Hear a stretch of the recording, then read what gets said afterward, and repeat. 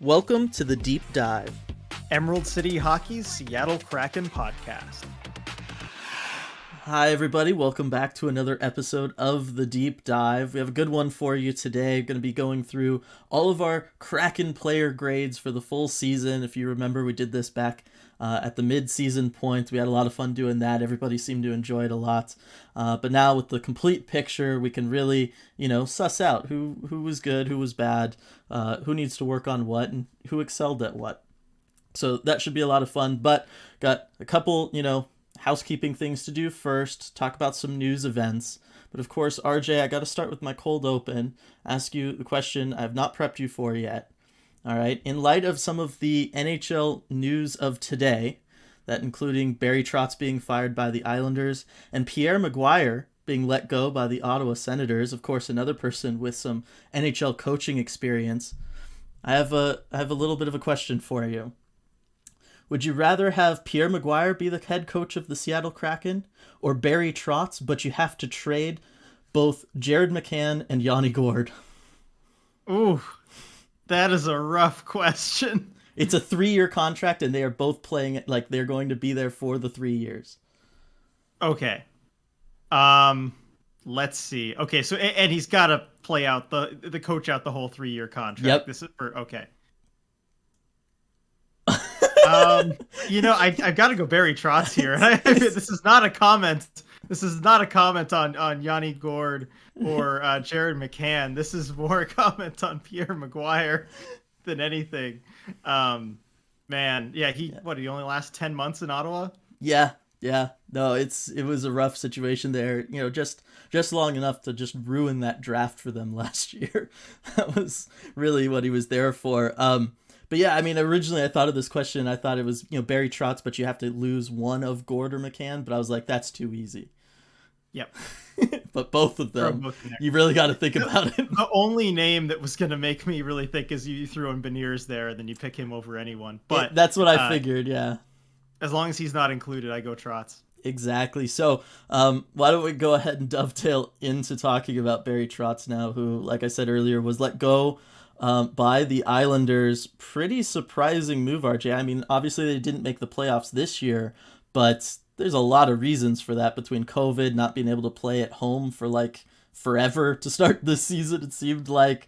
And just, I mean, you and I we've briefly touched on him in the past on our various podcasts, but we both love him and what he brings to organizations. Absolutely. I mean, it's, certainly top 5, culture wise, coaching ability wise, just a fantastic coach. And with the Islanders, you never know what Lou Lamoriello is going to do. Mm-hmm. That's really where, the surprise element comes in, where we certainly didn't see this coming. I don't think many people did. No. But you can never be too surprised when Lou decides to pull the trigger on something. I think he just felt that the group needed a different voice. And we do see this even with some of the best coaches. Every coach, I think, has an expiration date, mm-hmm. At some point with their team, or the team just needs a new voice, even if the coach is very good. And I think Lou just thought that was the situation with the Islanders right now. Yeah, it's just crazy considering the success that they've had. How well they played the second half of this year too. It wasn't mm-hmm. I guess that's the thing. He hasn't really been there that long. This isn't like a Lindy Ruff situation where it's like, oh, it's been 11 years and we're kind of like 500 now for a while, so it's time to bring in a new voice. You're talking right back-to-back conference championships, and then this year where, like I said, you had kind of every reason in the world not to make the playoffs. It feels like we hadn't quite gotten to that point yet, but I guess who are we to argue with Lou Lamoriello? I know. And normally I defer to him on a lot of these things. He tends to certainly know better than us, I would say. But this one did feel puzzling, like a really short leash type of situation. And there were so many excuses this season. Usually a coach of that caliber mm-hmm. will at least get one more year to, and if that repeats, then you look at other things, especially since he had 1 year left on his deal anyway. I think we were just really surprised to see that. And Lou, I think, did mention, he's like, this is nothing against Barry Trotz as a coach or a person or anything. So he didn't do anything. Like, that was my first thought, is like, did he do something? Mm-hmm. Is there something we don't know? But I don't think that's the case. No, and for what it's worth, I've met him on one occasion at an NHL draft conference. Very, very nice. One of the nicest of the coaches. Him and John Tortorella. Who knew? Who knew? Right? um, but yeah, seemed like a very nice, pleasant human being. A very approachable, all that kind of stuff. So yeah, definitely surprising. But it does mean Barry Trotz is on the market. I think Kraken have made it pretty clear Hackstall is going to be the coach next year. I don't think that they're going to fire him to bring in Barry Trotz, but I think you and I would both be on board if they did. Yeah, agreed. I mean, this is why we're talking about it on the Deep Dive podcast. I've had a lot of people, kind of reach out on Twitter or various social media asking, should the Kraken fire Dave Hackstall and go out and get Barry Trotz? And my answer to that would be, in theory, yes. But, when you take reality at all into the situation, no. And, to explain that, Barry Trotz, as we talked about, is pretty inarguably a top 5 coach in the NHL. In my opinion, he is the best coach in the NHL. I don't know if you agree with that, but he's certainly in that conversation. Yeah. It for me, it's kind of like an ever rotating him, John Cooper, Mike Sullivan kind of thing. Yeah, but he's certainly in that top tier. I think there For are sure. only a handful of like franchise-changing coaches out there, guys who have that command, that culture, and they can consistently compete for a Stanley Cup wherever they go. And Barry Trotz is certainly in that category. And we've seen the difference that a coach like that can make too, and very quickly. I mean, look at Daryl Sutter completely turning the Flames around this season, and also what Trotz was able to do with the Islanders, with the Capitals before that, winning the Stanley Cup, and also establishing a culture with the Nashville Predators coming in there as an expansion team, as their first ever coach. It's rare to find a guy with that kind of resume. So any team that isn't completely satisfied with their coaching situation, I think should look into the possibility of bringing in Barry Trotz. Now, if the Kraken are confident they can get him, I think we both agree absolutely they should do it, right? Yeah. It'd be a massive upgrade and a big signal to everyone too. We're serious about winning and winning right away. But if you're Barry Trotz, I don't know why you would take the Kraken coaching job. I mean, he's going to have a huge amount of interest around the league. His agent's phone's going to be ringing nonstop. You've got, already, I think, like Vegas, number one, potentially with DeBoer, and Detroit is going to be there. And I'm sure many other teams who even probably still have a head coach right now, and we just haven't seen it because lots of teams could be looking to upgrade. And I just don't know why you'd take the Kraken job over that. Right. I was going to say there could potentially be playoff teams right now that are already interested, that if they lose in the first round, go ahead. Florida, they're still working with an interim head coach. They have not removed the interim title from their head coach. If they get bounced by the Capitals in the first round, tell me they're not going to be interested in trying to bring him in. Yep. And heck, even Colorado, if they totally sputter in the second round, is a possibility. There are going to be a lot of attractive destinations.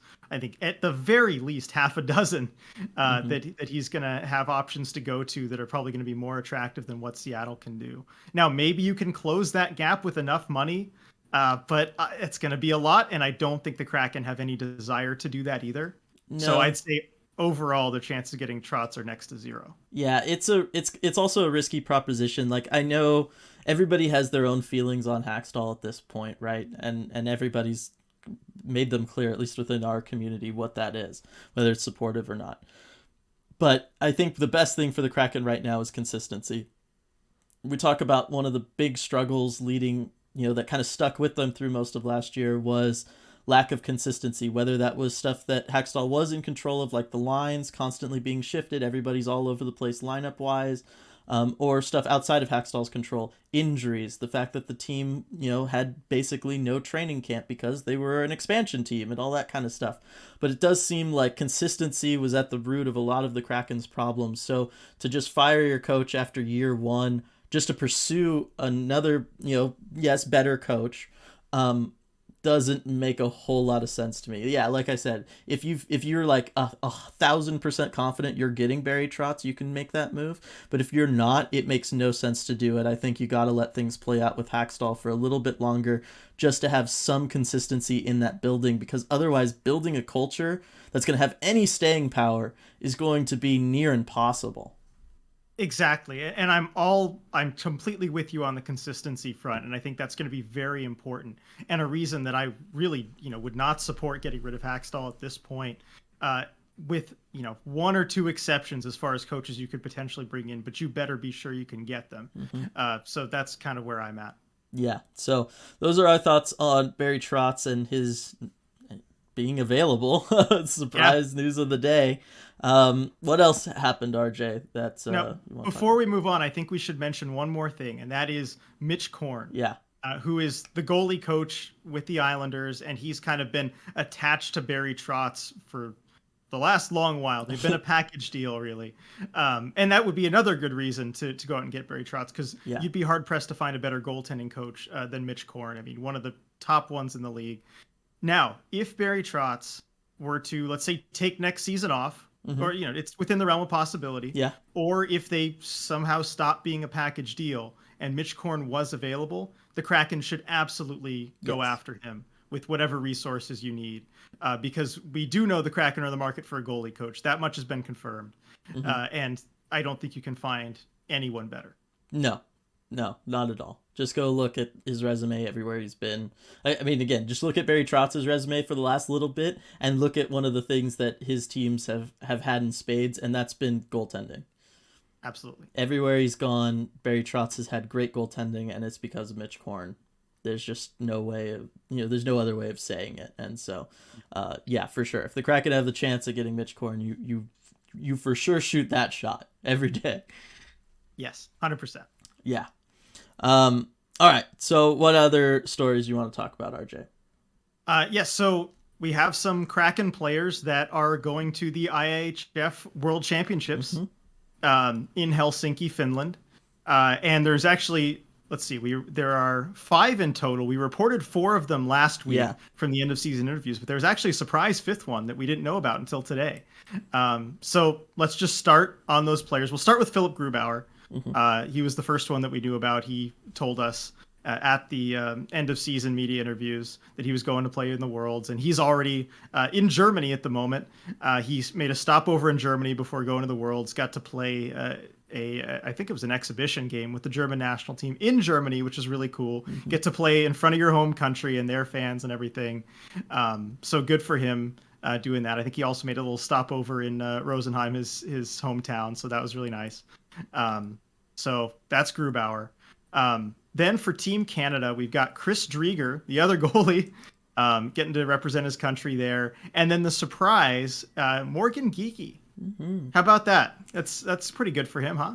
Yeah, I was very surprised by that. And we'll get into it, but didn't have the strongest finish the second half of the NHL season with the Kraken and stuff. So I was kind of surprised that he was on the radar. I got to think it's one of those size with that shot and face-off ability kind of thing, can be a good depth player for them. But yeah, I was surprised, but I think it's a pleasant surprise.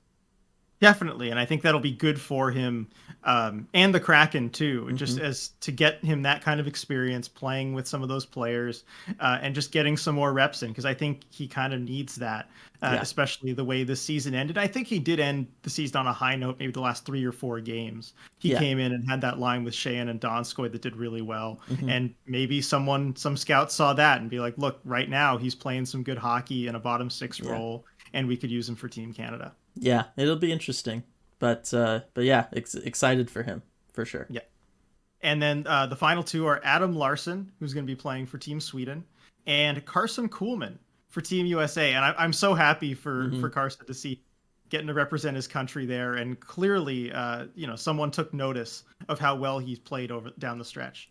Yeah, and that's the big thing, because we all saw it. I think all obviously you and I did. We were talking about him every post game, but I know just about everybody in the Kraken community was singing his praises through the 25 games that he played with them. And so I'm very, very happy to see that that effort that he was showing for the Kraken and stuff. Yes, it didn't help the Kraken get to the playoffs or anything, but that it is being rewarded by getting that roster spot. Yep, and so that's it for the Kraken players going to the World Championships. Good luck to all of them. We'll try and be following that along as much as we can. I don't know how much of that'll be really watchable or time zone wise, but good luck to all of them. And then we do have one more bit of Kraken news, and that is a free agent signing, a European free agent signing. So speaking of Finland and Helsinki, Finland, where the Worlds are. The Kraken signed a defenseman, Petro Seppala, out of Finland. He's a 21-year-old defenseman. They signed him to a 2-year entry-level contract that will start next season. Yeah, so we'll see. Got to think probably going to the Firebirds realistically. Yep. But yeah, I mean, excited about it. It's always nice to welcome a new squid into the family, right? Exactly, and I'm always supportive of these Euro free agent signings because there's so little risk to it. I mean, you bring a player in, there's no downside really aside from the salary, which is near league minimum. So, interested to see what he can do. Yep, and as we saw this year, you never know what's going to happen injury-wise and stuff. Having as many kind of guys around as possible that you can be bringing up, sending down, all that stuff, it matters. Yes. It really, really matters. We saw how much that matters this year. So exciting that, and, we can expect a lot of these kinds of signings, I think, as they have to fill out a full AHL roster now that they're not going to be sharing with Florida down there in Charlotte. So I expect to kind of hear more and more of this as we go. Agreed. Well, I mean, there was one more signing, wasn't there, RJ? Yes, actually, that happened today. Yeah. The Kraken re-signed Max McCormick. He spent some time with the Kraken, most of his time in Charlotte this season, but they signed him to a 2-year extension. Now it is a 2-way extension. The NHL salary is $762,500, so that would be the AAV on that. There's a separate AHL salary or minors salary that we don't know what it is yet. It hasn't been disclosed, but that's what a 2-way deal means. So he'll make a different salary in the minors versus in the NHL. But I'm happy with this signing. I think, Ron Francis pointed out that, they're excited about his leadership also in Charlotte. He's done a good job there. And when he's come up to the Kraken, I thought he's performed well. Yeah, I did too. I think, as I was just saying with the last signing, same thing kind of here. You need to fill out that roster. You need guys that you can count on to call up to the Kraken when you need to. And I definitely think Max McCormick falls into that category. You can rely on him to be a bottom 6 guy for however long you need him, because he proved that this year with the team. I'm just looking at it right now because, we're probably not going to be giving him a final season grade given how little he played, but he did play 10 games with the team. I know he didn't get any points, but he finished a +1, which on this team is pretty impressive. Yes, and some of his advanced numbers too, over a very small sample size, of course, but looked pretty good. And reliability, that's the number one thing. You mentioned it.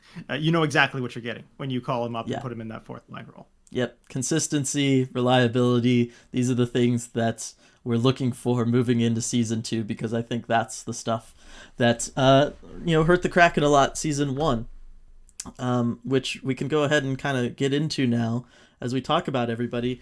All right, so final season grades, RJ. Should we do this the way we've done it all year long? Net out? Yes, let's do it. Gots to. I think we have to start with Philipp Grubauer. Obviously got the lion's share of the work for the Kraken this year. We all know how the season started, but season finished, pretty decently for Philipp Grubauer. It did. He was certainly someone who improved a lot from the start of the season. Definitely got better as things went on. I think he cleaned up a lot of aspects of his game. It's tough, really, when you're giving him an overall season grade, because you do have to take the beginning of the season into account. You have to look at the total package. And I think grade-wise, I think if in the mid-season grades, I gave him an F. Yeah. Think that was justified. And I think he's gotten his play up to maybe C level. By the end of the season, I go halfway between F and a C, and I'll give him a D on the season. Okay, I think I gave him a D. We really should have looked this up before. I did actually. I have it here, so you can ask me if you want to know. I think I gave him a D because there was plenty of times where I did feel like it was always his fault. Defense was plenty bad. Lots of odd man rushes, breakaway opportunities, and stuff. Puts the goaltender in a tough situation. I think that, yes, he's brought his game up to a C level. I'm giving him a C. It's a passing grade for the season as a whole, because he really did turn things around later in the year. Yes, wins were still hard to come by, but that's a team issue. all the way around. They couldn't score a lot of nights for him. The Kraken, some of the nights that he kept them in it, was able to pick up a couple shutouts. I think that was huge for him and the team to be able to, kind of check that off as far as franchise firsts. I think that was a big deal for everybody. And just making the numbers not completely horrific. The save percentage, the .889 save percentage for the season, not great. The .316 though, goals against average, it's not great either, but it's not horrible. Like we've seen worse from backups. Right. And the number I look at too is the goal saved above expected. Yeah. And the final season total of negative 31.3, which is the worst single season total since Ben Scrivens in 2015. Yeah. So it's not good. No. But it was at about, I think, 27 or 28 below in January. Yeah. So it tells you he's really cleaned things up since then. It's gotten a lot better. It's still not in the positive since then. So he still has allowed more goals than one would expect, given the shot quality. Of course, there's other factors that maybe that doesn't take into account. But that's where I get the C from, but then the F at the start of the season. Yeah, agreed. I'm, we'll see. I'm going to be more generous probably again. For all the defensemen and the goaltenders, and then it'll switch when we get to forwards. Probably. That is how it worked last time. I'm interested to see if it goes that way this time. Yeah, but I think Philip Grubauer, I'm okay giving him the C for all said and done. Working through everything mentally, and the fact that really, I mean, we don't know internally what the plan was, but certainly all of us from the outside were thinking that this was going to be a pretty even split with Drieger, and it didn't turn out that way. Drieger had lots of injury issues earlier on in the season, and Grubauer really had to step up with this new team that was playing together, for the first time essentially, and all that kind of stuff. And so he also had to deal with all that stuff. So I'm going to try and be sympathetic and factor that stuff I do in. think he deserves credit for that. Like, certainly holding up, physically too, just with that kind of workload. Because if he had gotten hurt, if he couldn't handle that just physically, then the Kraken are in real trouble. For sure. So those are our thoughts on Philip Grubauer. I'm sure that's one where we're going to get plenty of comments. Oh yeah, from people. Yeah, myself especially, I'm sure. I think people go both ways on that one. It's like Hackstall. Everybody's got an opinion, and they're pretty broad where those opinions can fall. Chris Drieger. So I just talked about injury issues earlier on in the season, kind of kept him out for a little while, and then it was obvious kind of each time he worked himself back from those injuries that it would take him a game or two to kind of get back up to speed of things. But very similar to Grubauer, felt like started the season off very, very rough, but kind of finished strong. He did. Again, real rough start to the season with the injuries and everything around him too. Just tough to deal with. And I think in the mid-season rankings, I kind of wanted to give him an incomplete. And you agreed at that point too. He'd only played a handful of games. We felt like we didn't have a big enough sample size. And things didn't get a whole lot more stable from there. A little bit, but still never really got into that rhythm until the very end of the season. And once he did, I thought he did a lot better. Still some consistency issues to work out. I mean, you look at the last game of the season, if he had played really well and finished strong with that one, I might have a better grade here. But I'm going to go with just a straight C. Good enough, given how tough the circumstances were, but you still would like to see better next season. You would. See, this one's kind of harder for me because I feel like he finished better. His, at least traditional numbers are better than Grubauer's. That's true. But at the same time, I felt like on a night in, night out basis, there was a lot more holes to his game that I could point out. It felt like there was more goals that were happening because of his issues than, let's say, the defense, where with Grubauer, it kind of felt the opposite. And it ultimately comes down to his aggressive positioning, which you can get away with at times. Like, that's one of those things some goaltenders are just going to live and die by it. Think Jonathan Quick, right? Yep. Gets a shutout last night against the Oilers, but, previous 2 games, he was rocking a 6.85 goals against average, right? Like, it's one of those things, it can come and go. But for me, the rebound control has to be worked on this offseason, because there were just so many times that he was not only allowing rebounds, but he was unable to control where those rebounds were going, and they were just spitting right back out to the opposing team, or they were spitting out to the side of him where then they, if anybody gets there, it's just a wide open net. Like, he didn't have good, a lot of good goaltenders, if you watch them, and even Grubauer is able to do this, right? Okay, I know I'm going to be letting up a rebound because the shot's going to hit my pad, or it's going to hit me in the chest and it's a heavy shot. I know the rebound's coming. How can I angle myself so that the rebound's going to go to the least dangerous area, right? And a lot of goaltenders do that. They'll kick out their pad. They'll send it off to the corner with their stick, maybe, anything like that. He didn't really do that at all. Like, it just seemed like every rebound he gave up, which was a lot, were always still just in high danger situations. And so for me, that's something that I feel like is, you're always going to be playing with fire, and that scares me from a goaltending standpoint. Like, I don't want my goaltender to always be playing with fire. And so, I don't know. I'm still going to go with the C, like you. I'm going to match that grade. But I feel like there's more stuff to be worked on with him than I do with Grubauer. Agreed. Yeah, just going by results. And what's good, though, is that he seems really willing to work on it, too. Yes. I mean, he's seen, a sports psychologist. He's trying to get that part of his game right. He's tweaking things. He's making adjustments. I'm confident that he's going to be able to do the right things and improve. Yeah, and, we still don't know what the goaltending situation, how it's all going to shake out for the Kraken either. Sorry to bring that up, everybody. I know how heartbreaking it is for everyone. So probably not quite a large enough sample size to talk about Joey Daccord, but I feel like we should go ahead and talk about him briefly anyway. Obviously, A+ season down in Charlotte. Absolutely fantastic. Great job, Joey. You deserve all that. With the Kraken, I don't know. We had that early season, it just seemed like the team was kind of screwing him over on the few starts he got. But towards the end of the year, we were like, well, maybe he's just having issues. Well, because he got that one start late, too, in the season. And even then, I thought he was just put in a really bad spot. Yeah, he was clearly tired after making that trip over. We both talked about it before the game, that they should not have started him. This was a bad idea.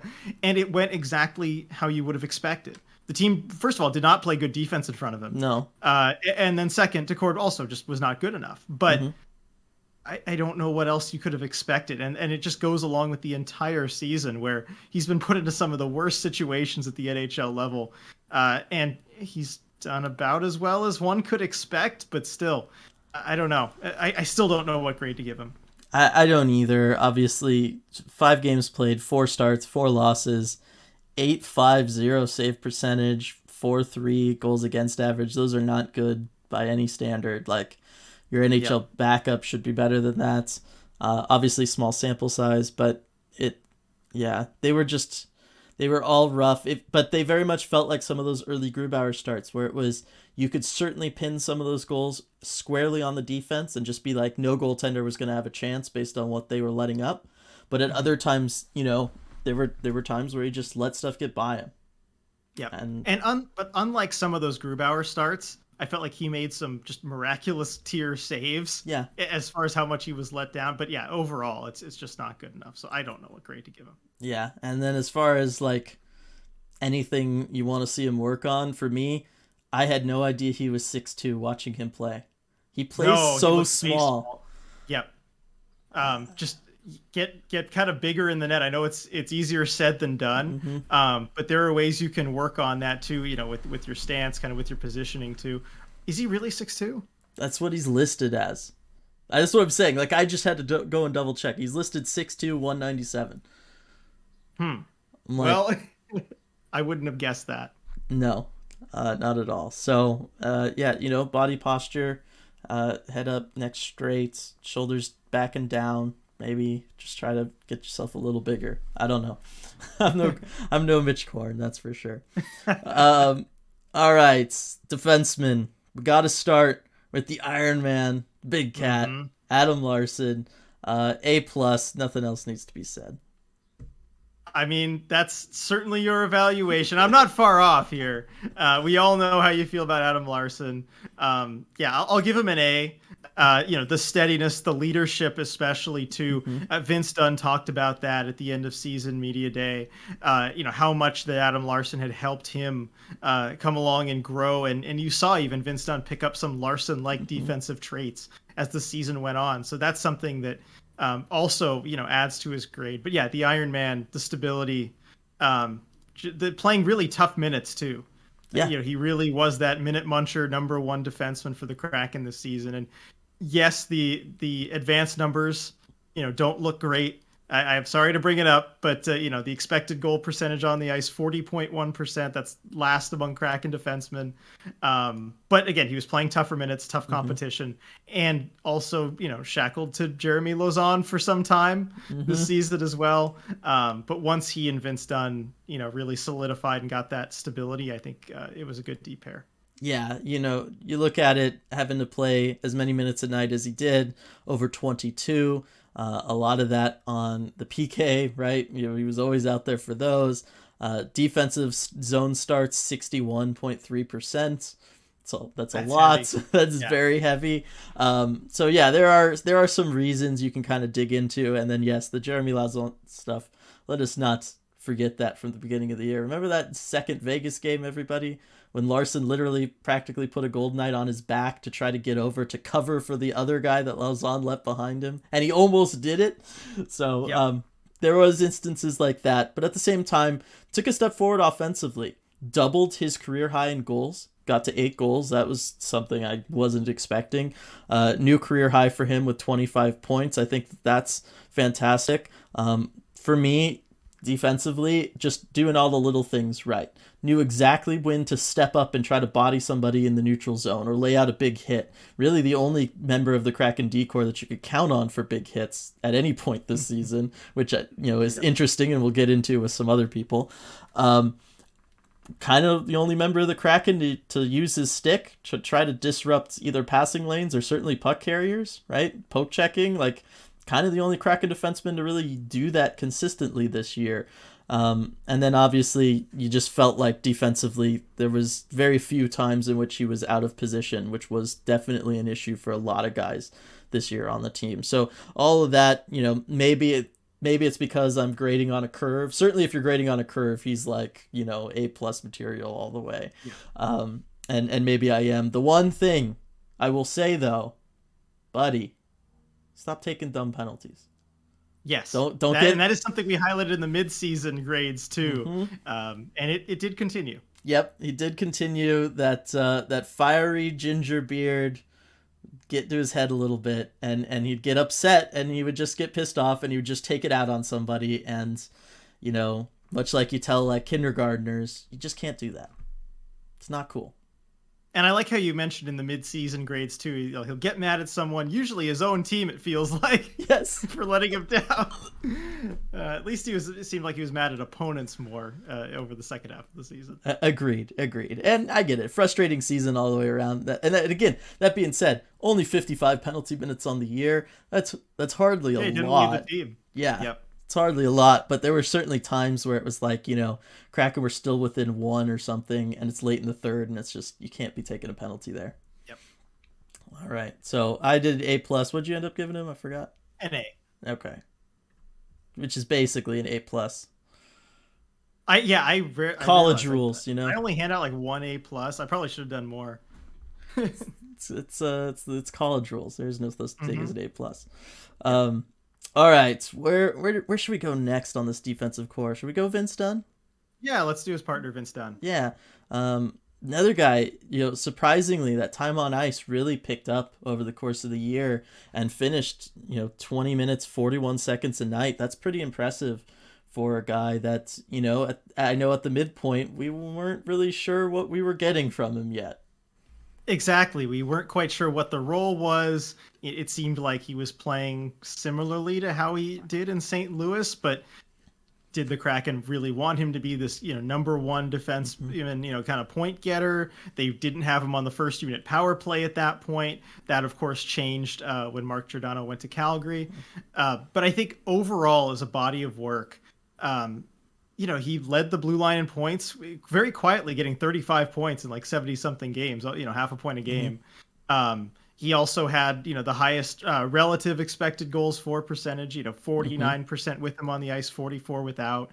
I think he improved defensively, as we talked about, learning some things from Adam Larson. Um, and overall, I'm okay with it. I give him a B. Yeah, I was right on the cusp of like that B plus A minus thing. And I Yeah. think I settled at B plus just because of the penalties.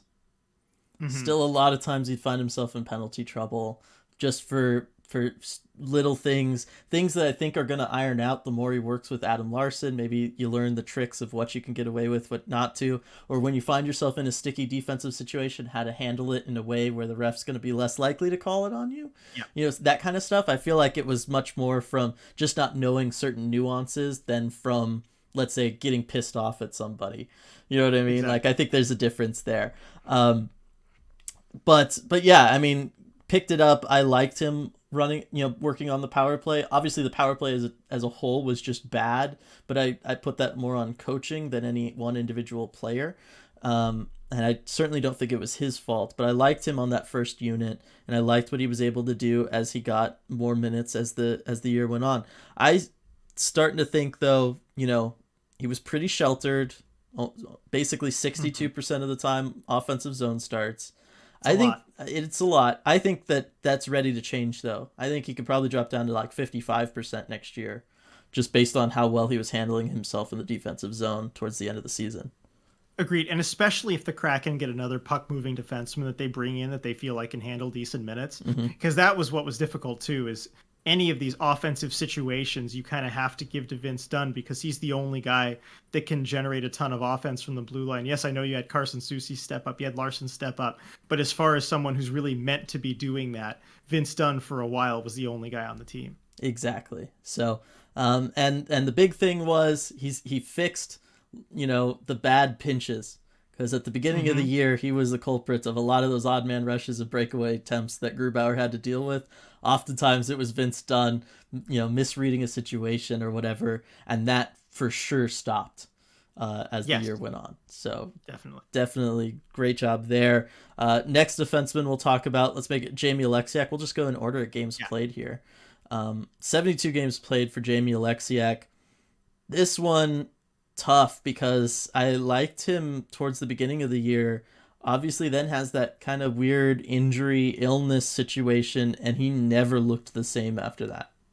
No, he didn't. And we still don't know what exactly happened with that. It's something that I think he clearly didn't really want to get into too much. And of Mm-hmm. course, we're going to respect that. But yeah, he didn't look the same afterward. I think you look at the midseason rankings, I gave him a B, you gave him an A, or, Mm-hmm. at the grades. And now it's certainly got to be lower than that. I think I'm going to give him I don't know, maybe a C, because you take the whole body of work into account. Yeah. But still, there were times where he didn't use his size consistently enough. That's the Mm-hmm. number one thing. I think at the beginning of the season, too much was asked of him offensively. And I thought he did a good job, Yeah. kind of stepping up to the offense early. But that's not the role you really want him to play when you're ideally constructing a blue line. Mm-hmm. And so you've got to let him do his thing, but still, I think he needs to be more physical. And then also, there were games in the second half of the season, a lot of them, where he looked completely lost. Yep. Not just, oh, he didn't play a great game, but he just looked lost. Yeah. No, the game seemed too quick for him, and Yep. that's something you never want to see. Yeah, you talked about it being more physical. You don't even have to like lay guys out. Just Hmm. you're bigger than them. Just use your body. Get your body between them and the puck. Like it can just be as simple as that. They're not going to be able to stop you all the time. I still go back to that Alex DeBrincat one, where Alex Yes. DeBrincat basically just uses his little tiny frame compared to Alexiak and gets his body between Alexiak and the puck, and there's no reason that should ever happen. I think I brought it up at the time. Alexiak's like 11 inches taller or 10 inches taller and outweighs him by like 60 pounds. Like, no, Yep. you just can't be doing that kind of stuff. And the other thing is, you're 6'7", you've got a heck of a reach. Use that. Use your reach, use your stick. Think of Chara, Dougie Hamilton back in the day. Remember when the two of them were paired together in Boston like a Oh, hundred yeah. years What a ago? pair. And there was like between the two of them and their reaches, they basically could just like create a wall on the ice that nobody could get around because anywhere you went, one of the two of them was going to be able to reach to poke check with a step, and I just think of, Jamie Alexiak at no point this season really seemed committed to using his reach like that or his size, and even if you just picked one, greatly change how the season went for him. I'm with you. I'm maybe B- if I give him the benefit of the doubt because of the injury and everything. But yeah, I think more in the C+ range realistically for how the season ended. That and can you believe he got 182 hits this year? Like, I'm looking at him on the hit charts with everybody else, and I'm like, this is very generous, because that's one off Larson for the team lead. I don't know. I'm not sure. I think that's pretty generous. Yeah. He's probably so big he's in position to make some kind of contact Yeah. with people enough times where, generous off-ice officials, that's a hit, go ahead. Yep. But, yeah, I don't know. And then the last thing, part of the reason I gave him such a good grade at the beginning of the year was advanced stats-wise, he was doing very, very well, and that certainly did not continue the second half of the season. Because I'd said at the midpoint, eye test, there's a lot of things I don't like, but the numbers are saying he's doing well. Now it's eye test isn't saying great things, and the numbers aren't saying great things, so it's unfortunate. It just means it's not great. Carson Soucy, though, oh boy, I think I got to go with an A for this guy. I've talked about it many, many times. I was totally sleeping on him. I had no idea who he was, coming from Minnesota. And so he definitely surprised me, blew me out of the water with his offensive abilities. Loved the breakout passes he could make from zone. And a guy who, would use his size. Again, not overly physical, not going to lay guys out or anything, but at least defensively knew how to, use his 6'5" frame and get himself between, the puck and an opposing player. Exactly. He contributed in so many areas of the game. I mean, defensively, what he can do with his size, it's kind of what we hoped Alexiak might be. Offensively, I mean, career high 10 goals. I don't think anyone saw that coming. And he's clearly the second priority defenseman, offensively, for like leading the power play and whatnot. He was on that second power play unit for a while, and with how he's been playing, I agree with that. In the midseason rankings, we said, he's on a path to play A hockey the rest of the way, and he certainly did. Yeah. Great season from Carson Soucy. And you can see there's a reason why they did not move him at the deadline, why they didn't move him earlier, because we had pinned him as maybe someone that they would move as early as the start of the season. Yeah. And good job hanging on to him. Yeah, no, I think he's earned potentially a bigger role next season. I think he should be a staple on that second pairing. With whoever it is, Alexiak, whoever. I think he's deserved that. I agree with you. I think deserves to get a look at the power play next season. We'll see. Bringing in Riker Evans, probably, certainly for camp. Maybe, if he's there, maybe you want him on that second unit. But for the time being, I think that's Carson Soucy's spot. It's his to lose, in my opinion. And just great hockey all the way around. Not too much you got to say past that. Who we got next? I think next, well, Lauzon we don't really need to talk about, right? Because he's gone. Him and Gio. It's a tie between Will Borgen and Hayden Fleury at 36 games apiece. RJ, who do you want to? Let's go, Will Borgen. He had to wait play this season so long. We should get to him first. Okay. I really liked once Will Borgen kind of settled into the groove towards the end of the season. I was liking what I was seeing. Physical, can kind of step up offensively. I like the way he shoots. They're very tippable shots, I felt like, for guys, and they're very good at finding their way through traffic to be hard for the goaltender. And I liked his choices when taking a shot too. I like that sometimes he'd hold on to it for a second, kind of let a forward kind of slide their way out of being in the shooting lane because their momentum was going to carry them. Or there were some times where him and Larson were the only two defensemen who would just kind of catch and shoot right away. And I like that kind of quick release that he would have. Otherwise, defensively, young guy needs to learn some stuff still. Definitely, but I think there's some room to grow. And offensively, I'm glad you've seen the light, Dylan. Mm-hmm. I talked about how I liked, what he brought on the offensive side of things. He's so good at holding the point. You mentioned shot selection. Can be sneaky dangerous in Mm-hmm. those situations. I just need to put him in more. Defensively, he can learn some things. He's got really good physicality when he's going, but not always. Yeah. Tracking the puck, things like that can be improved. But I think there's definitely room to improve, and I think he's committed to that too, and was working on it, especially early in the season. So I'll give him a B. I'm happy with what he's relative to expectations, Yeah. to what he's done this season. No, I'm right there with you. I think B for Borgen. It's a good spot to be. Really defensively, I think almost all of his problems could be solved. Just head on a swivel. Yep. But I feel like he was starting to get that as the season went on. It does not feel as like helpless as me like shouting that from the hilltops at Jeremy Lauzon. Like I don't feel that same way. I feel like this is just a coaching thing. And again, prior to this season, easy to forget, Will Borgen had only played 14 NHL games. Yep, and he missed pretty much all of last season with an injury too. Right. He was coming in pretty cold. So now that he's finally settled into a rhythm post trade deadline, got some games under his belt, I like what I'm seeing. Yeah, no, and again, he's only played 50 now for his career. So, far from a finished product, but I think he's in a good spot moving into next year. And I do like that he was able to handle, he wasn't really sheltered at all either. Zone start wise, like the coaching staff gained trust in him as the season went on, and I think that that's important too. So excited at what Will Borgen could bring next year. Hayden Fleury, though, on the other hand, yeah, I don't know. Is Hayden Fleury even going to be a Kraken, RJ? I would say probably not. And the contract is the big thing. He's got a qualifying offer over 1.5 million, which again is doable. They have the cap space for it. But is he going to be worth that? Is he even at the point where he's going to make your top six? I don't think so. And do you want to be paying that much for a seventh defenseman? And it'll be probably above that threshold too, where you can, send him down consequence free on the salary cap. It's probably going to be above that. So I don't know if they're even going to give him a qualifying offer, but turning to the on ice stuff, he had some moments this season. We've seen the potential in him. You've talked about him quite a bit about what he can bring, but I think he just didn't string it together consistently enough.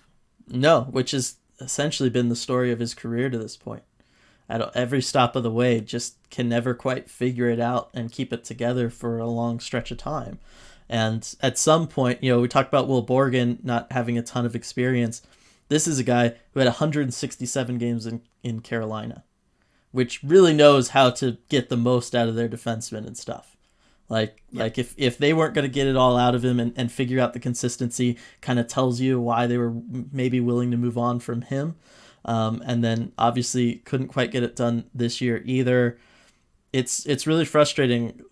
I mean, I've said this from preseason. Fabulous shot, wonderful shot. Doesn't really use it that much. And yeah, defensively, I just felt like there wasn't really anything there. Now, there wasn't anything there overtly bad either, but it was just kind of like he was just a non-factor almost all of the time, really, when he was out there. Yeah, it certainly felt that way. And I mean, the only thing I can say really in his defense too is that it probably wasn't entirely his fault in that he had a lot of injuries. Yeah, he had some injury problems to deal with, especially at the end of the season. I mean, as soon as it felt like he was finally going to get some consistent playing time, like with a Will Borgen, you get that what we think is a concussion, pretty sure is a concussion, and it eventually I think ended his season. So that's a rough break, but overall body of work, I've got to go with the D and only not an F because of the injuries. Yeah, I think high D if there is such a thing. D plus. Yeah. You know what I mean? But yeah, I was kind of disappointed based on the expectations going into the year. I was really excited to have him around, and it just never quite reached that level for me. I guess real quick, do you want to say anything about Dennis Cholowski, Cale Fleury, or Derek Pouliot? I mean, Pouliot's not going to be here next year. No, he's not. I think we could do some quick hits. I think Pouliot did about as well as you could have reasonably expected coming into that situation. He was there as a warm body and as a placeholder pretty much. Cholowski, I actually kind of liked his 4 games. I would have liked a more extended look at him, especially what he was able to do offensively on a team that sorely needed it. Yep. I was happy with what I saw. And then Cale Fleury just looked really raw. Some good moments, more bad moments. I liked you mentioned, in post games and stuff, you saw a lot of the number 8, just knowing that he has back turned, to the play, which you never want to see. He needs coaching. Yes. I think he could benefit from another season, first season in Coachella Valley. Yes, that's what I was gonna say. If you're gonna keep him around, I think AHL level, probably the first guy you call up, but for the most part, you don't want him kind of just being a healthy scratch at the NHL level. That's not going to help his development. That's not going to make him better. Games. Yeah, for sure. So that's I pretty much agree with that on all those guys there. All right, forwards. Here we go, RJ. Should we switch over and do it by points now? Yeah, let's do it by points now. All right, Jared McCann, RJ. Make your case as to why he was, the top Kraken player this year. Because a lot of people felt that way. Yes, a lot of people did feel that way, and I do feel that way. On a team that really lacked finishers, he was the team's best finisher. And when you lead the team in scoring, getting only 16 minutes a night of ice time, you're playing really well. And the shooting percentage was quite reasonable too. I think 13%. Yeah. And off the ice too. I mean, he was the first player to re-sign with the Kraken. He's always had that commitment here. And I know we don't necessarily do the grades based on that, but I think it was really important for the organization. And yeah, just a finisher. He was able to bring a dimension to the offense that no one else really could at times, including the power play. So yeah, I think he gets an A for me. He got an A for me in the midseason grades, and he's just continued to do well. What position is he in your mind? I think he is a winger who can play center. I think he's perfectly capable of playing center. If I had a deeper team, that he was on, like if I were the Penguins, if he was still there, I would put him at 3C, and I would love for him to be my third line center, and just put anyone with him on the wings because he can generate a lot of offense himself. Yeah. On this team, longer term, just given what they have, I think he projects as a winger. Yeah. But I have no problem with him at center. But that's a good question. What do you think? No, I kind of feel the same way. I think realistically, he's probably a winger. He's a finishing winger who you can move over to play center when you need him to, if an injury occurs, something like that. But realistically, I felt like he was more effective offensively when he was on the wing, and at the end of the day, really, that's why he's there. Like he's a good defensive guy. I like how low he'll play in the zone. I think he picked up a thing or two from Crosby those years in Pittsburgh. I like what he does defensively and all that, but realistically, like you said, he is their finisher. He was their only finisher this year. I hesitate to say consistently because there were plenty of droughts with him, just like there was for everybody. But as consistent as anybody you had when it came to finishing with the puck, that was him. I just can like the Kraken's best guy be a winger. I know you and I have had this argument for years about wingers not quite as important as centers, all that kind of stuff. The other thing I will point out, offensive zone start percentage. You ready for this one with him, RJ? Oh boy, here we go. 67.7% of the time he was starting in the offensive zone. That is like 19-year-old top prospect level sheltering almost. Yeah, I mean it's also it's volume shooter usage as well. It's Ovechkin level. It's Pettersson level. It's, I think Stamkos, in one of these recent seasons level. And they did play him in a very specific defined role. And I mean, that's why his ice time wasn't as high as some of these other guys you're going to see. He's out there to go score. And whether he's certainly not their most complete player, no. I'll give you that. Yeah, no, I know. I just think it's kind of surprising given how well he played defensively. Like, I don't know that he needed to be sheltered that much. I'm not sure that I don't think he did. Yeah. And I think he certainly could have been given more ice time. That's one of my criticisms for Hackstall as we look back at the season, was not giving Jared McCann more ice time. And I think if they had just made him a winger from the beginning, his ice time would be higher. Because I think what's dragging this number down a lot was when he was their 3C. Yep. And for a couple games, their 4C. Like, he was like on the fourth line for a while for whatever reason. Again, the lines being so inconsistent and being all over the place hurt a lot of these guys. And I think that's partly why you saw the extended goal droughts from everybody, was just because of that. But I think if you commit to McCann being a winger next year, because you have Matty Beniers now, depending on who you bring in over the offseason, all that kind of stuff, I think that ice time will be a lot higher next year. And I would love to see him be given a little bit more control of the power play. Like, they put him in different spots. He looked good just about everywhere, but very rarely was he ever kind of the guy who could just kind of take charge of it. And I feel like that's the obvious thing, is to let him be the guy. I mean, you look, Daniel Sprong was made the centerpiece of the power play more often than Jared McCann was. Made no sense. That's got to change. For sure. So, grade-wise for McCann, I'll give him a B+. Okay. So leaving some room for improvement there. All right. Yeah. And again, I don't know how much of that's him versus the situations he was put in. But I also do feel that, like, there were times where he just disappeared. There were whole games where I was just like, is Jared McCann even playing? I don't know. Now, there's a lot of guys we can say that about. I was going to say, there's Adam Larson, that's who.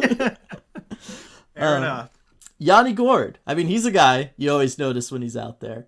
I thought Yanni Gourde played very, very well over the course of the season, quietly accumulated 48 points and 21 goals. And realistically, ultimately finally settled into that kind of role that we thought he would based on his usage in Tampa, which is high energy guy, going to be solid defensively, going to make sure you're playing most of the game in the offensive zone, but maybe not going to always finish all those chances you're going to get in the offensive zone. Exactly. And, we talked about McCann not being the most complete player on the team. I think Yanni Gourde is the most complete player on the team. I mean, he did everything. He was second on the team in scoring. He played shutdown center, faced some really tough matchups, and brought a ton of energy, especially once Tanev was out of the lineup for the rest of the season. And that was really important for everyone. Also became a fan favorite, winning that award. There's just every little thing you can imagine he did right. This grade can't be anything but an A. Exactly. No, it's an A for me. This will be the last time I say anything about McCann, but I am going to point out, played the same amount of games. Yanni Gourde -13, McCann -26. So I know plus minus doesn't say everything, but literally McCann double in the negative there. There's something to be said for that. All right. Yeah, I'll let you get the last word quoting plus minus. Go ahead. I know. You'll let me have that all day. Otherwise, Yanni Gourde, I feel like one of the few guys in this forward group that can play all facets of the game. You can have him out there, even strength, giving him a ton of ice time. You want him out there on one of your power play units. You for sure want him out there on the PK. I just love those guys that you have confidence in regardless of the situation. And I just love that, and he's kind of the epitome of that, certainly on this team, but I think on a lot of teams around the NHL he would be. So just so happy to have Yanni Gourde around. And towards the end of the season, once they kind of made his line, like certainly him, Kuhlman, and then kind of whoever, that line was always kind of the most fun to watch, and at times the most effective Kraken line. Like I said, not always finishing, but certainly always kind of keeping the game played in the opposing team's zone, and that's very important. Yeah, absolutely. This one surprises me. Third highest scorer on the team, Jordan Eberle. I know, right? It doesn't feel like it, does it? It really doesn't. Lots of ups and downs on the year. That being said, finished with 21 goals. That's not terrible at all. I don't know. How do you judge the season for Jordan Eberle? It's a difficult one to judge because you look at the overall total numbers and they seem okay. Like if you had showed me that at the start of the season, just the goals, assists, points, I'd be like, okay, I'll take that. That's a good as advertised season for Jordan Eberle. But you look into it and there were definitely some highs, definitely some lows. I think there was a lack of effort at times. especially once the team was no longer in contention, and particularly defensively and on the back check. Yep. These are things we pointed out that could have been better. I think also, one thing that's really important is that career-long goal drought that he had from December to February. And that really hurt because they weren't completely out of it yet. I mean, if you're able to score at a good clip during that time, it could feel like a very different season. But he didn't, and the whole team kind of went down with that. Those were really long losing streaks. I think he could have helped. Overall, what grade do you give this? B- maybe? That's what I had written down, but I don't know. That's what I was thinking. Like, it just kind of feels right. B- for me. It's kind of crazy because you look at it and this was a Jordan Eberle season. He scored between 20 and 25. He was basically non-existent on the power play, which told y'all, there was plenty of people arguing with me about that one preseason when I kept bringing it up. Certainly lots of Islanders fans. I know they're probably not listening to this, but I told you, not a power play guy for whatever reason. I don't understand why, but he just disappears on the power play. His shooting percentage, perfectly in line with what he does in his career. It's just very strange. Just very strange. And I couldn't quite figure out how to do this. Certainly I'm no Allison. I want to know how many of those 21 goals were scored, like, in how many games? Because it wouldn't surprise me if that was like 15 games. Right. I mean, when he was on, he was really on. I mean, he had, that hat trick there. I should look into this. You could just go into the game log and figure it out. It'll take a little time. But definitely. He was very hot or very cold. And it's weird to see these numbers that, again, look good. And still to see that there was so much like meat left on the bone there. Yeah. So, if things go better and he, I guess, has also more of a reason to, to try and be more competitive later into the season, I think we could see some real good stuff from him next year. Yeah. And, it seems like he likes the organization, like Seattle and all that kind of stuff. But you do wonder, being one of the older guys on the team, your family's probably more situated where you were. You probably have a family in a way some other guys don't, right? Yep. It's a little easier for the young guys to pick up and move, a little harder for somebody like Jordan Eberle, and how much of that just kind of factored into it. And then once the team kind of goes through that first stretch of losing, you just kind of check out a little bit. I could certainly see that, but otherwise, not a whole lot of reasons why. He shouldn't have been better. 70% offensive zone starts. Oh, okay. 70. You want to talk about McCann? Yeah, I know. That's what I'm saying. There was definitely some more opportunities for him to play a little better. Hopefully we see that next season. Otherwise, it wasn't bad. It's a weird one. This is one that people will look at, years from now and be like, well, that was an okay season. But for those of us who watched it would be like, we're going to all remember it and go, no, it wasn't.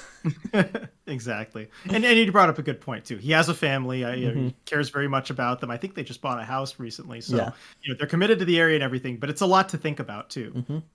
Yeah. It's a lot of stressors and everything that get thrown into your life like that. And those aren't things that settle easily. Like, oh, well, the season started. It's just over now. Like, no, you're still dealing with a lot of stuff. Kids are adjusting to new schools, all that kind of thing. Alexander Wenberg. Remember when we were so excited for this and he was going to get that chance at the top 6 role, top 6 C, RJ, and it was, hey, if he can step up his game one more time from that kind of step up he did in Florida, you're looking at a really special guy.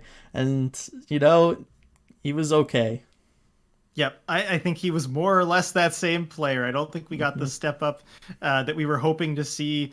This is more surprising than Eberle that Wenberg finished 4th on the team in scoring. Yes.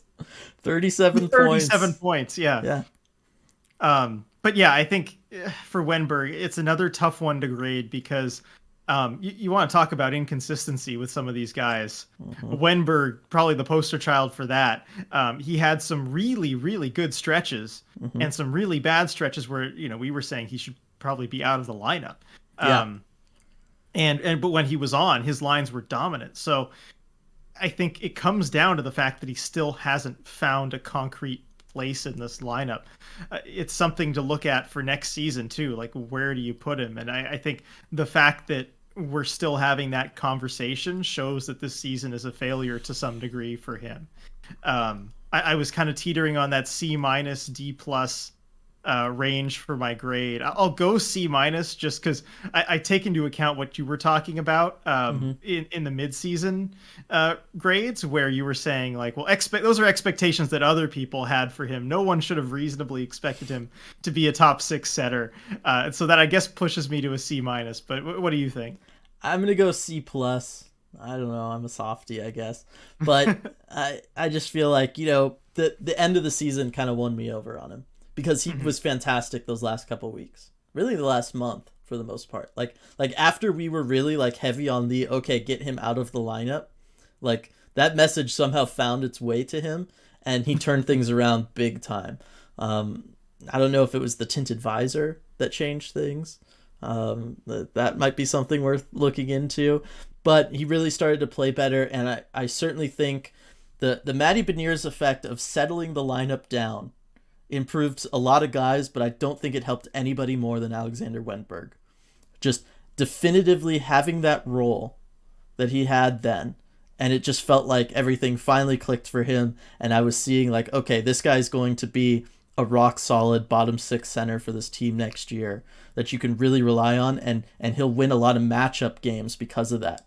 Because he's going to be in that bottom 6 role, but he's probably better than that. But maybe he's not quite a second line center. He's kind of in that trapped in that nowhere's land.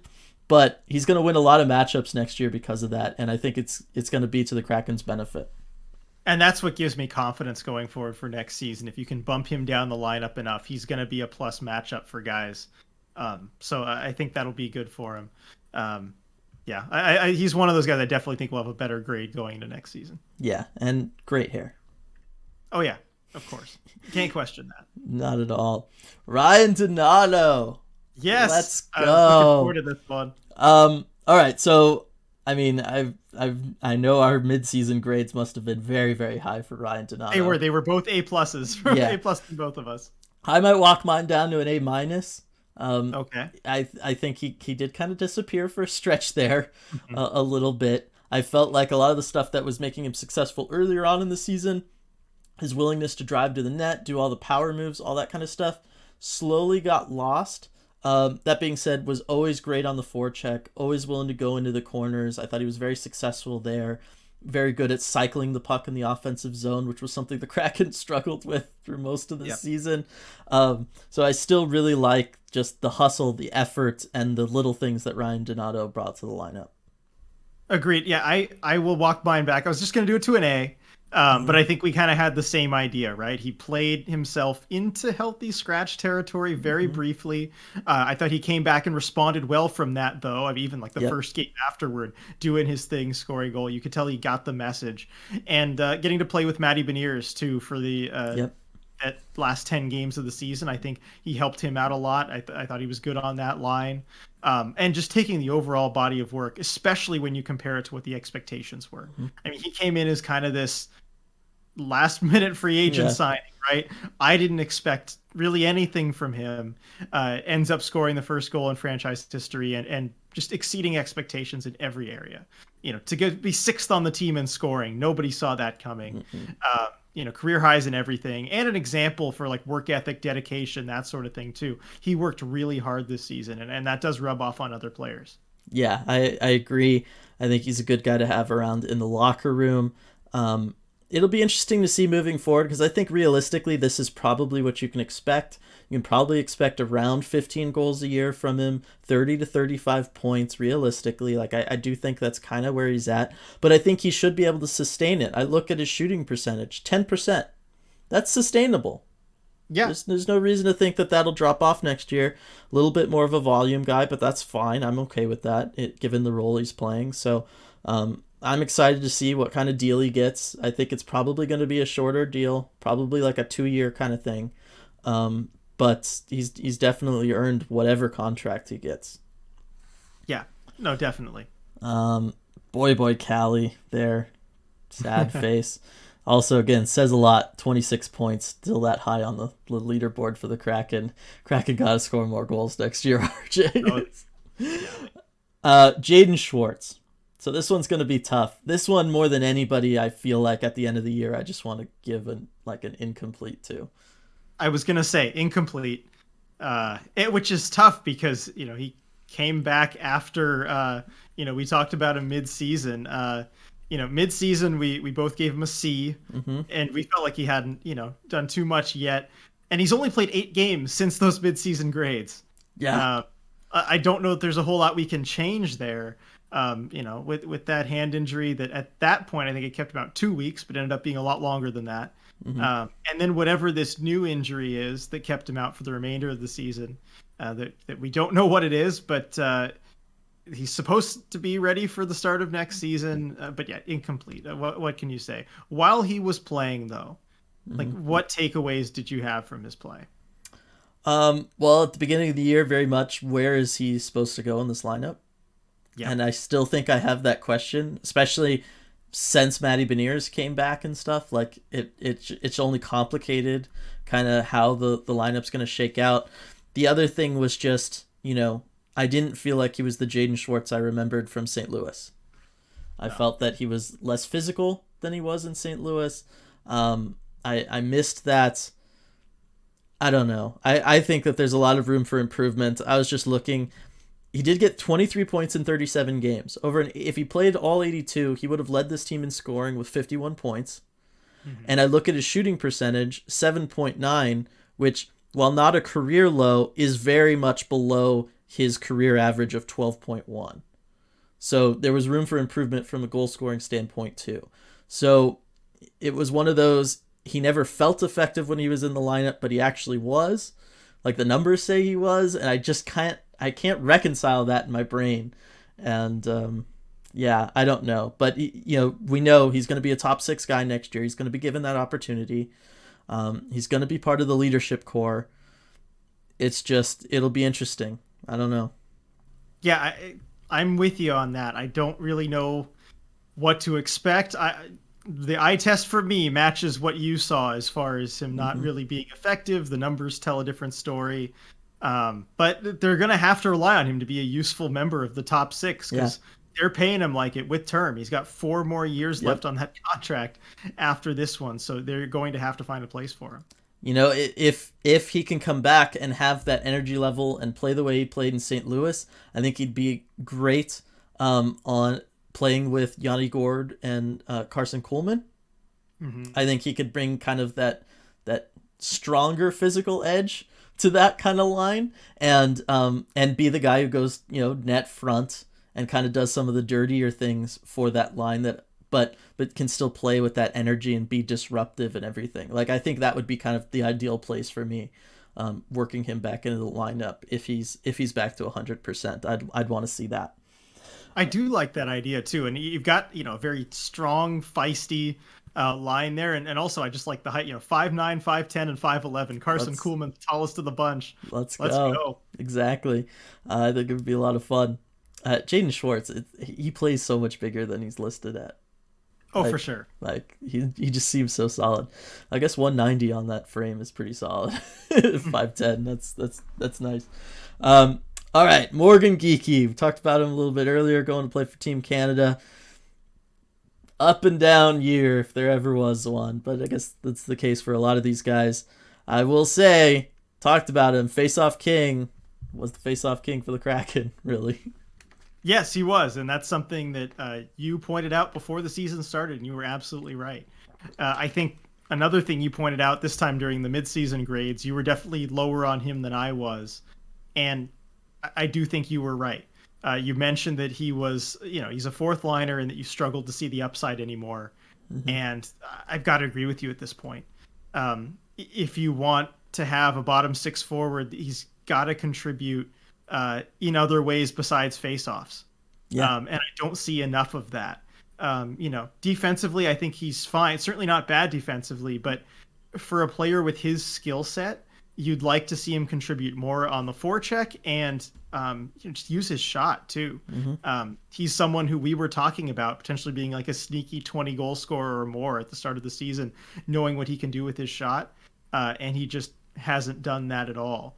And the biggest question for me is I don't know where he fits on this team next year, given what they have at center. Yeah, I don't either. I kind of liked him playing fourth line wing a little bit Hmm. at the end of the year. I really felt that was the most effective he was. You talked about it earlier, him playing with Shahan down there. That was the best we had kind of seen from him all year, certainly in a long while. But yeah, I mean, this was a guy. Remember when he was the trigger man on the power play at the beginning of the year? Like they were trying to force pucks to him for him to Yeah. one time. Like that's how the season started, and um, yeah, it never materialized. I don't want to say that it was like, oh, it was bad luck. Like we're going to talk about Donskoy next, and a lot of that was just bad luck and stuff. But you could still tell that there was a really smart hockey player there that knew how to be effective despite not scoring. And I don't feel like you can say the same thing about Morgan Geekie this year. I don't feel like he was always finding ways to help the team out and do whatever needed to get done to stay in the lineup and to just be the most effective player he could for the team.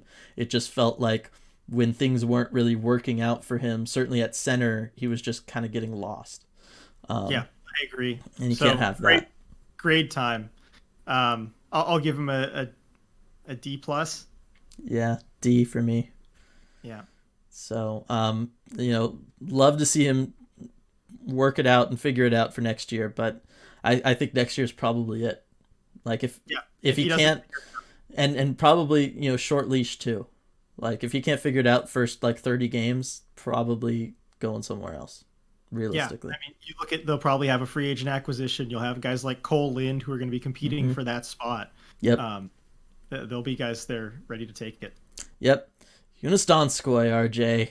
Oh boy, how do we judge this one? Like I said, he found ways to stay productive and effective and to help out the team, but wow, just seeing that solo two, you just like who deleted the zero behind it, Mhm. that goals column. Yeah. 2 goals, 20 assists. A frustrating, unlucky season for Jonas Donskoy. And I think you gave him a B. I gave him a B minus in the mid-season grades. And what we talked about, and this was very true, is that even though he's not scoring, he's doing all the right things and he's being incredibly productive. Yeah, And that was absolutely the case at that time. yeah, And I think he did kind of let all that bad luck get him off of his game. yep. It's hard to blame him. Like Oh there's yeah. so much to be like, yeah, if you just can't score a goal to save your life, it's hard to keep doing all those things when they're not working. Hmm. But the fact is, he stopped playing well, Hmm. and he got himself into healthy scratch territory. Second worst on the team in expected goal percentage. While he's on the ice, 40.5%.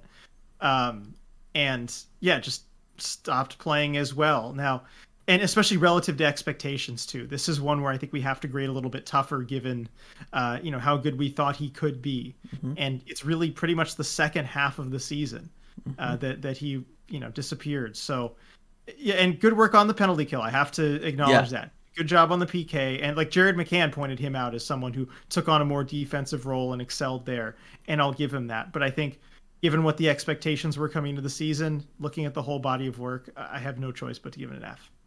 Wow, I wasn't gonna go that harsh. I was gonna bring him down to like a C minus, D Okay. D plus, just because he still gave you 22 points, got 20 assists, which isn't, that's actually kind of above average for him in his career.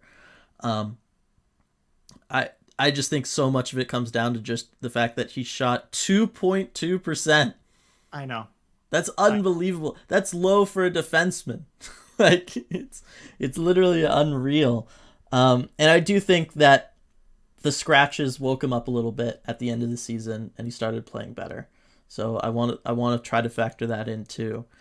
But I totally understand where you're coming from, because yes, there was the disappointment of him not being a 20 goal scorer, him not working out on the power play. Again, another guy that was supposed to be like the sneaky feature of the power play. Oh, he's going to be in that bumper spot. He's going to be so creative there. He can really help out the team. Did not materialize at all. Um, it's hard, but I'm gonna give him the benefit of the doubt. 60% defensive zone starts. Like, he was put in tough situations and he handled them well. So I'm not going to go quite as low as you did, but yes, overall disappointing season, and I don't think he'd argue with us either.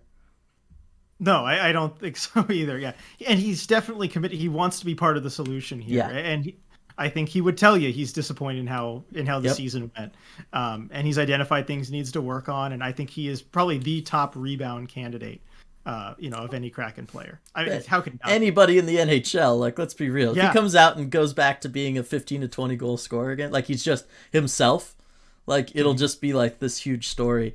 And it'll be fun, and I really do hope that he turns back into that, not just for the Kraken, but just for himself too. Like he didn't deserve that season, and so hope that things turn around there.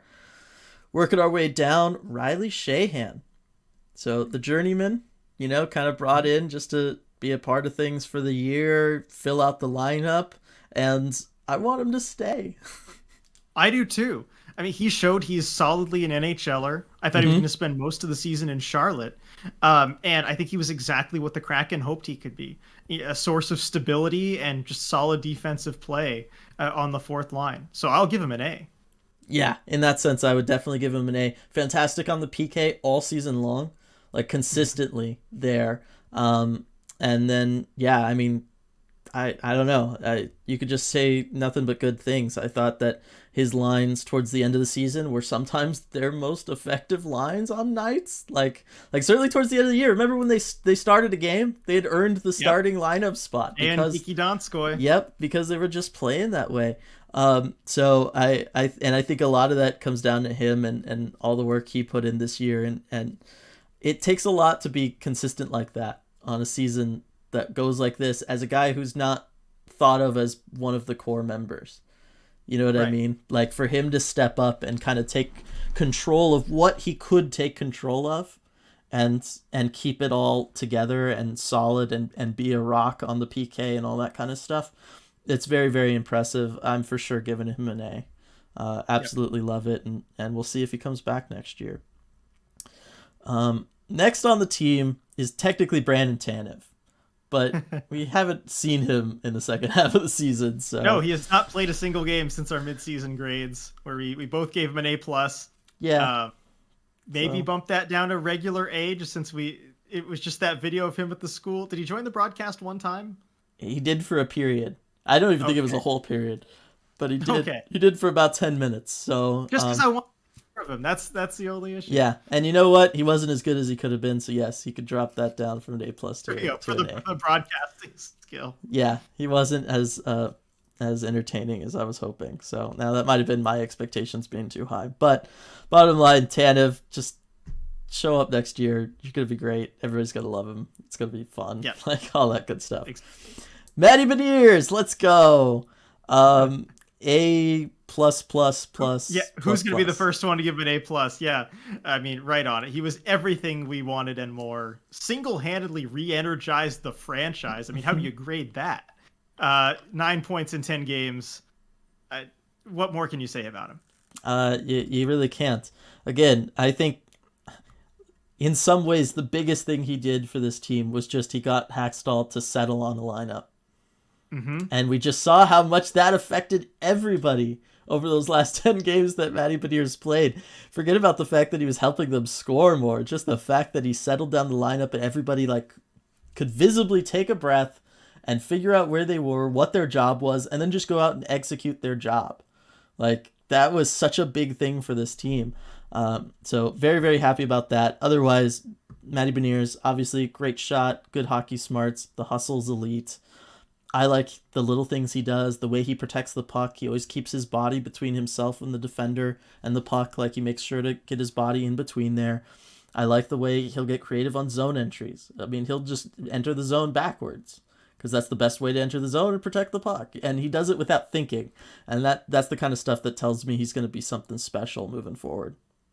For sure. I mean, you said it really well. All those little things. The scoring is just even far down the list as far as what's impressive about him. As any of the players or coaches will tell you. Yeah. So really the only question with him moving forward is, RJ, is he your first line centerman to start next season? I think, I mean, depends how the offseason goes. You never know who you could bring in, but I think yes. Yeah, I think He's so. ready to handle it. I think it's one of those that you're probably gonna use him in the Gord line about the same. So I don't know that like one will be your first line, but yeah, he's earned that based on how he played this year. Victor Rask, we don't need to spend a ton of time on him because I don't think he's coming back, unfortunately. But I'm surprised you would say that, Dylan. You don't want to take 40 minutes on Victor Rask? we're already almost at an hour and a half. It's going on a long time. But, and like I said, if I felt like strongly that he was coming back, I would. But realistically, I don't think Victor Rask is coming back next year. But he played well in certain opportunities. He helped them win games. There were games that his goal here or there was making the difference for them. And that's all you can ask for somebody that you bring in, essentially just to have a body to finish the season. Yep. All right, Carson Kuhlman. Again, just somebody really not having a lot of expectation for at all, but comes in and just with his energy and his style of play and the smarts in which he plays with, and sure, some chemistry with Yanni Gourde probably helped out too, became this guy that, like, I don't want to see a Kraken team without him. Agreed. I mean, for a waiver pickup, I don't think we necessarily saw this coming. We heard that he was fast, that he had this energy. Boston fans in our comments were talking about how we would like to have him, but I don't think we understood at that point. I think he's hopefully played his way into another contract with the Kraken. I would love to see that. You mentioned the chemistry with Yanni Gourde, and Gourde talked about him too, glowingly after the season. Talking about how he's a north-south player, like he's a predictable guy, and Gourde uses that adjective a lot in a positive sense, predictable. And that's kind of what he likes to play with, guys who exactly where they're going to go, what they're going to bring, and Kuhlman certainly brought that. And as we mentioned, he gets to go play for Team USA in the World Championships. Yeah, that's not nothing. So Are we giving him an A yet? Oh no, but it's an A. Yeah, no, it's definitely an A. Loved everything that he brought to the table for this team, and yeah, I want to see him next year and see if, kind of given an opportunity, maybe you give him that top 6 spot on Yanni Gourde's wing and see what he can do offensively. See if those numbers pick up, because not a huge goal scorer, rocking that career 5.7% shooting percentage, not great. But you never know when given certain opportunities. Guys will surprise you from time to time. They will, and he can push other people further down the lineup, that always helps you. Yes, yeah, winning those matchups deeper down the lineup, always nice. Coming towards a close here, RJ, Cole Lind. So we talked about him earlier. He's someone that some guys are going to have to be competing with for lineup spots. I loved Cole Lind. Every game he was in there. If you took half the amount of posts he hit and counted them as goals, you know how much further up this board he'd be, this points board. Oh, so quite a bit, given that it doesn't take a lot to get really far up there. Yeah, that's true. But I just loved the energy that Cole Lind played with, and his willingness to take on different roles with this team, depending on where he was slotted into the lineup, and at different points this year when we saw him called up and put in different positions. There was times where it was clear he was like, okay, my job is to just go out here and try to win battles on the forecheck, and so I'm going to just focus on doing that and try to do that to the best of my abilities. Other times it was clear that he felt his role was to try to be a depth scorer and really focus on goal scoring, and eventually it finally paid off for him. He got 2 goals. But I just love players that are willing to adapt to fill that spot in the lineup, because they're just trying to make their dream come true, and it just makes you want to root for them and makes you want to support them and makes you want to see them come back for more. Exactly. I mean, he has that versatility, and I think it's going to serve him well, especially next season, as it's probably going to be pretty competitive, in the bottom 6 to get in the lineup and just to see where he can fit in. The fact that he looked really good on Yanni Gourde's wing, I thought was impressive, and kind of trying to play that Carson Kuhlman type role of being a player that Yanni Gourde can work with. And he did really well in that spot. He had this really good, centering pass from kind of behind the net that I remember. I think Gourde it hit the goalie and then the crossbar. It was so close to going in. But being able to think at that level too shows that he probably has what it takes to stick around. So I'm happy with Cole Lind. I'm going to give him a B+. just because I think again, not like perfect, but Yeah.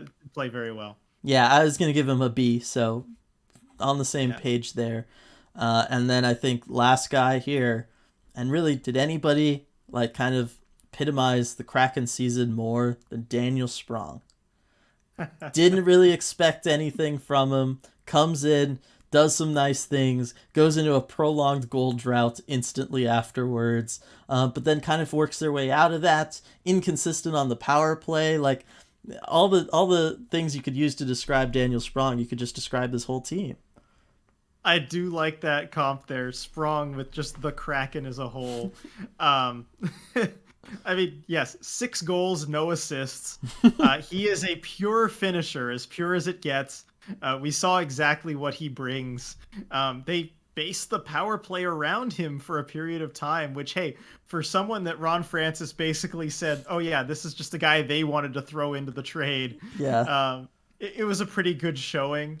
I don't know that I could have asked a whole lot more, given what the expectations were. I'm gonna give him a solid B plus. Just the fact that he stuck around and did something, that we're talking about him right now. And say what you will about the lack of defense, because there certainly is a lack of defensive skill with him. But I will say, if the Kraken have this guy all season, I think it's a net positive for them. Like this for what this season was. Yeah, Just no, given the finishing ability. no, I had to adjust my like expectations when talking about him, or when we'd have conversations with people on the post game lives and stuff, because like in my mind, like, okay, this is not the kind of guy that you can win a Stanley Cup with, or that a good team would have around. Right. But at the same time, the Kraken could not score goals, and if this guy can only score goals and do it at a decent-ish clip, then yes, he makes sense on the Kraken. And so for this team, given what they struggle with, he is the medicine for that. And when you have so many guys that can back check and stuff, you can kind of pair him with people who can help make up for his deficiencies. But yes, there was no one else that you felt really on this team that if they got a breakaway, you would actually like get excited and feel like, hey, there's a good 50% chance that this might go in. Like, I don't know that there was anybody else on the team that I felt that same excitement for throughout the course of this year. So I guess I've kind of come around a little bit on Sprong. I'm going to give him a B minus.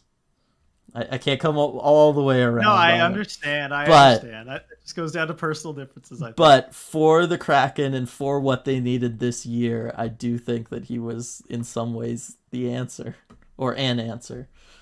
The answer. Yes. Daniel Sprong. We close it on that. Exactly. So, I mean, anybody you want to touch on? We talked about Max McCormick earlier. He's really the only guy left, him and True, but I don't feel like we really ever saw a good sample size of Alexander True to talk about him. No, agreed. We got 8 games, averaged 8 minutes of ice time in those 8 games. Yeah. Just not enough. No.